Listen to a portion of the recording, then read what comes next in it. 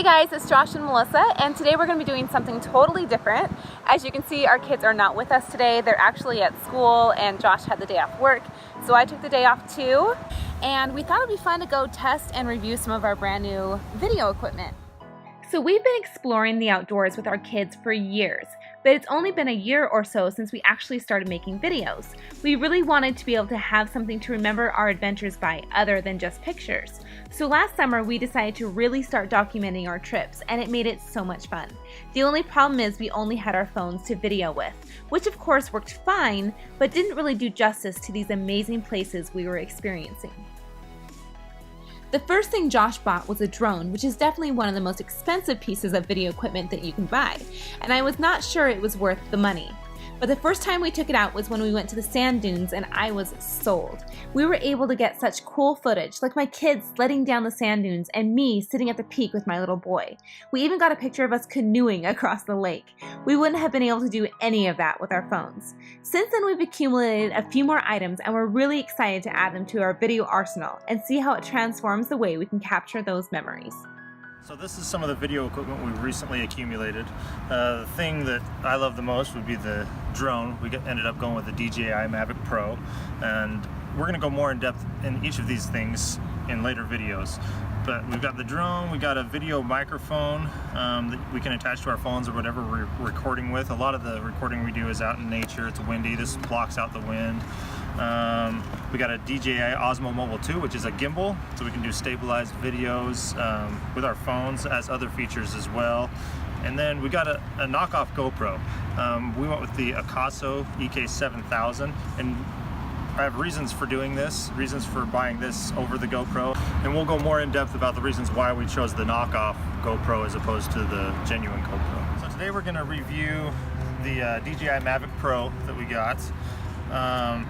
I will say this is one of the hardest things I've ever purchased in my entire life. There's so many options, so many different price points, so many opinions out there, and I spent hours and hours and hours researching, and now in hindsight, I wish I would have just bit the bullet and bought it a lot sooner. All right, before we go fly, I just wanted to talk to you a little bit real quick about why I chose this drone and the research and stuff that I had to do to make my decision. So there's tons of information out there. Thousands of hours of different YouTube videos, articles online, forums you can go into, Facebook groups, all kinds of stuff, all different information, price points, specs, options. It can be a little bit overwhelming. I spent a lot of time researching it. For me, it kept coming back around to price point, how much bang I could get for my buck. And it doesn't take long researching to realize that the DJI brand makes the best drones. I knew that I wanted a DJI drone. Problem is, they can be very expensive. You can spend anywhere from $500 or $600 all the way up to $1,000 depending on which drone and which package you get. The other thing that kept messing with my decision was the term starter drone. It was thrown around all over YouTube, all over the internet, people saying that you need to start out with a starter drone. And then they would list off a bunch of off-brand drones with limited options, limited capabilities, and they would range anywhere from $100 to $300. I'm here to tell you that's completely false. There's no reason to buy a starter drone. I'm so glad that I didn't waste my money on it and just went with the DJI. They're actually very easy to use. DJI has made it very user-friendly. All you have to do is download the DJI Go 4 app, link the drone to your phone, and if you get the controller, you link it to the controller too. But it's really easy. It almost happens automatically. And even the very first time I went flying, I linked everything up and it was up in the air within minutes. So back to the dilemma of which drone to buy. So I knew I wanted a DJI drone, so I limited it down to 3 DJI options. First being the DJI Mavic Pro. This drone will run you anywhere from $1,200 to $1,300 depending on what package you want. The package I wanted is called the Fly More package.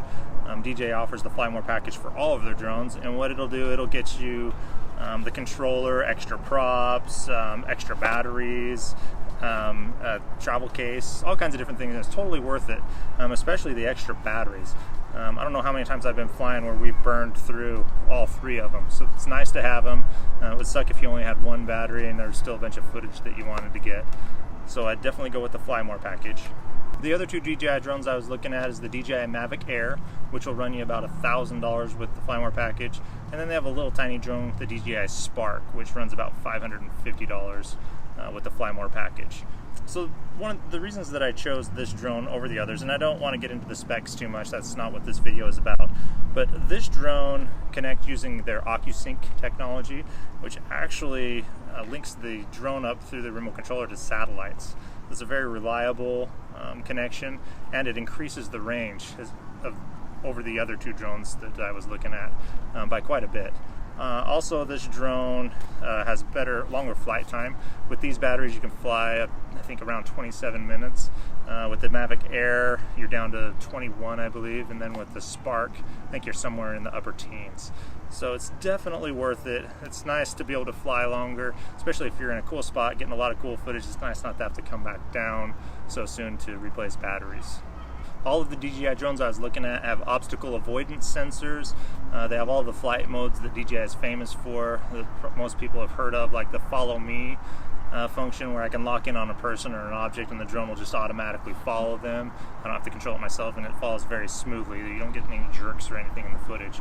Also, another one that I've been using a lot is called point of interest, where I can hover the drone over a point of interest, lock it in, bring the drone out a certain distance, and then it'll just revolve around the point of interest, making really nice, smooth cinematic footage. This drone will record in 4K ultra high definition.